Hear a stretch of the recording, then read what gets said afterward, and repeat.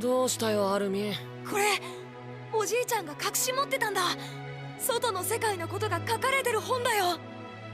外の世界の本だって？それっていけないものなんだろ？そんなこと言ってる場合じゃないんだ。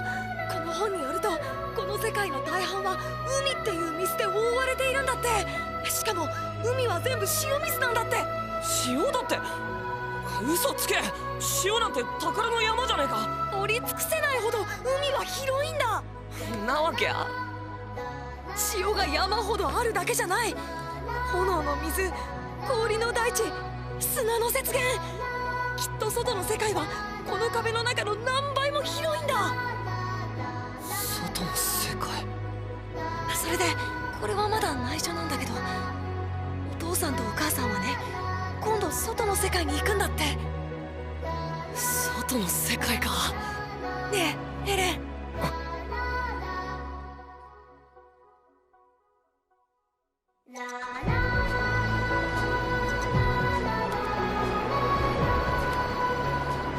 Si le grand terrassement survenait, nous serions sans défense. Tout juste pourrions-nous prendre la fuite en espérant vainement échapper à la marche implacable des furieux anéantisseurs. Ainsi, Willy Tybur au chapitre 100 évoquait la tragédie de Shingeki no Kyojin. Ils dévasteront tout sur leur passage, hommes, villes, civilisations, mais également les écosystèmes et toute forme de vie, aussi bien animale que végétale. Absolument rien ne subsistera. La planète entière ne sera plus qu'un vaste champ de désolation. Alors, la perversion d'Hajime Isayama aura transformé le rêve d'Eren Yeager et d'Armin Arlett en véritable cauchemar, car il était une fois l'histoire de deux enfants rêvant d'un certain paysage, rêvant de terres de glace, de mers de feu et de plaines de sable. L'histoire de deux enfants rêvant de voir le monde.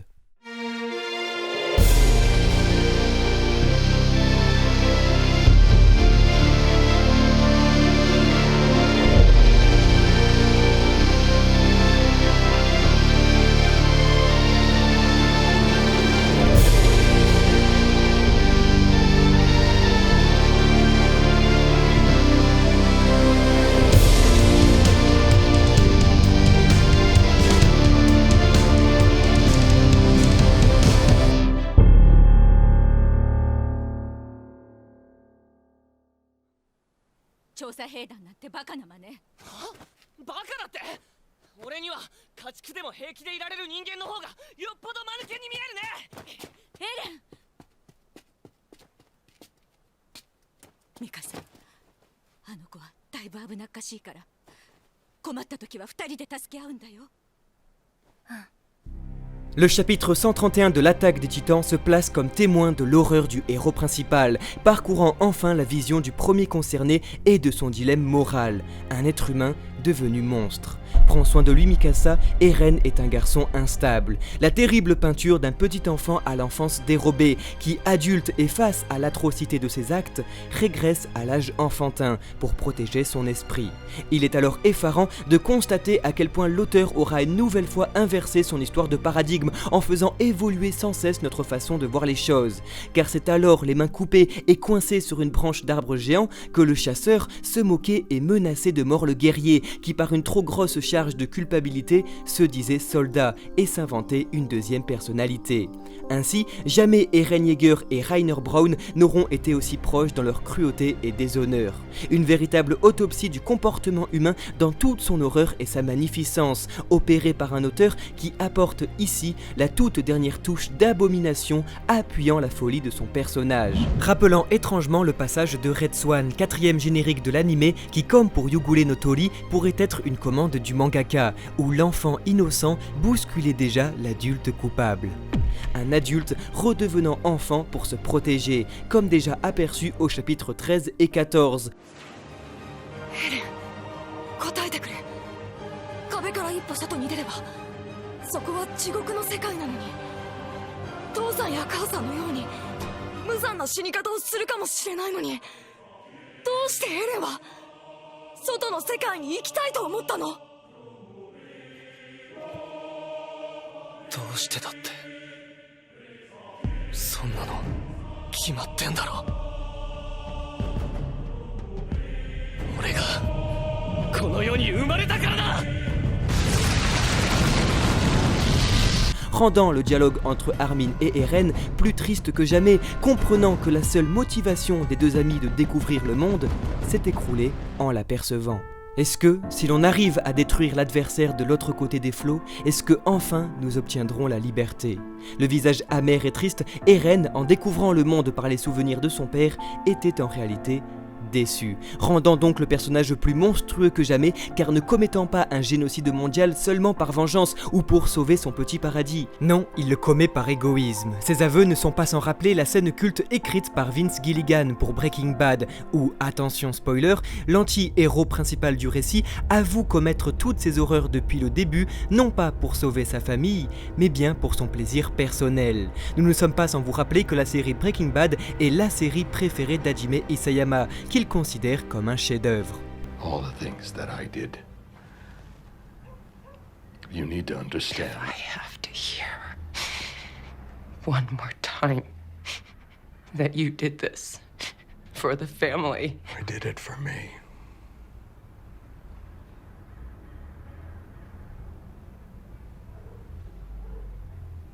I liked it.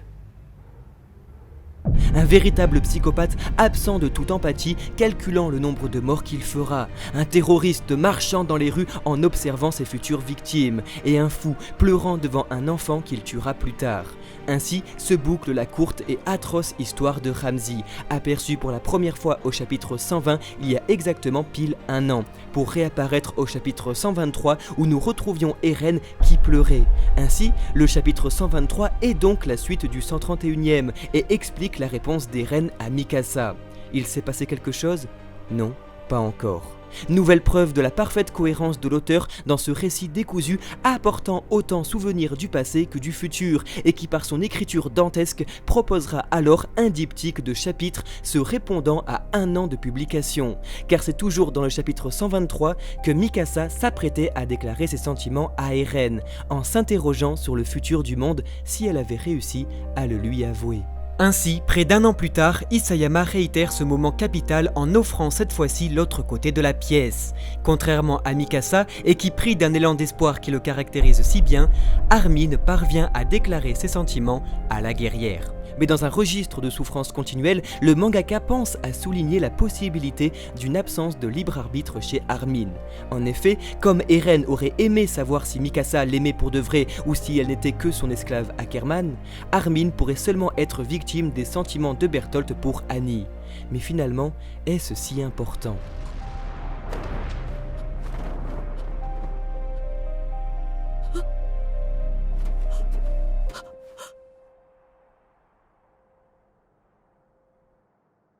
Haut dans le ciel, les oiseaux auront toujours été dans le manga, symbole ultime de la liberté, leurs ailes habillant aussi bien le dos des valeureux soldats que les cases du manga. Il n'est donc pas surprenant d'en retrouver un se poser à côté d'Armin, au beau milieu de la mer qu'il rêvait de contempler. La même mouette déjà présente dans le précédent chapitre et qui observait déjà le bateau. Il ne serait donc pas surprenant qu'Eren use de ses mouettes pour épier ses camarades. En effet, la communication visuelle et le découpage bien que très symbolique entre Armin et la mouette laissent à penser qu'Eren observe son ami de toujours à travers elle. Après tout, Ymir contrôle bien toute vie. Il serait donc très émouvant d'apprendre que depuis le tout premier chapitre du manga, Eren, grâce aux souvenirs du futur, observait l'histoire via le regard d'oiseaux, de mouettes, d'aigles, de corbeaux ou de canards, expliquant leur présence et surtout le souvenir d'Eren qu'a de Falco à la forteresse de Slava au chapitre 130. Il était l'aigle que le jeune garçon trouvait paradoxalement libre mais pourtant en train de contempler la guerre. La définition même d'Eren Yeager, expliquant aussi les corbeaux du chapitre 131 déjà présents au chapitre 120. Alors, si tous les oiseaux seraient en réalité Eren, cela permettrait pour le final de l'œuvre de revisionner une toute dernière fois plein de nostalgie cette histoire avec le paradigme final. Et Hajime Isayama, maîtrisant aussi bien le fond que la forme de son récit, offrirait au lecteur une dernière visite de cet enfer, en connaissant déjà tout ce qu'il va se dérouler, créant ainsi le meilleur moyen de comprendre Eren. Car ce n'est pas Falco qui regardait un aigle ou Armin une mouette. Non, depuis le départ, c'était Eren, préparant son paysage, l'auteur appuyant jusqu'au bout sa domination sur le monde, car que ce soit sur Terre ou dans le ciel, Eren depuis le début règne. Voici le spectacle tant attendu, celui d'un petit garçon à qui on a cessé de vendre du rêve. Son père disait lui-même qu'il n'y a aucun mot qui puisse se mettre entre un homme et ses ambitions. Alors finalement, et de pair avec sa mère, ce qui a été pris de plus important au protagoniste principal est son enfance. Petit garçon au grand sourire, Eren n'a pas eu de développement sain et en fait subir au monde entier les conséquences. Privé de son enfance, le petit garçon est devenu un tueur comme on en retrouve dans notre monde. À nouveau, Isayama dépeint donc une réalité comportementale et adresse un réquisitoire sociétal frappant. Ce n'est pas Eren qui voulait de ce monde, c'est le monde qui a fait Eren. Nous avons tous une histoire, mais rien ne justifie de supprimer celle des autres. Dans une ultime mesure, et sous le signe d'une réflexivité déconcertante, c'est dans un chapitre aux sublimes double pages que nous apprenons que la jouissance ultime n'est autre qu'un beau paysage. Shingeki no Kyojin est donc la terrible trahison de l'auteur envers ses lecteurs et la magnifique construction d'un criminel psychopathe qui, bien que ne pouvant être pardonné, n'aura paradoxalement jamais été aussi bien compris grâce à un tour de force d'Hajime Isayama qui depuis le tout départ nous l'a fait adorer. Ainsi, c'est dans sa magnifique et terrible folie qu'Eren Yeager est enfin libre.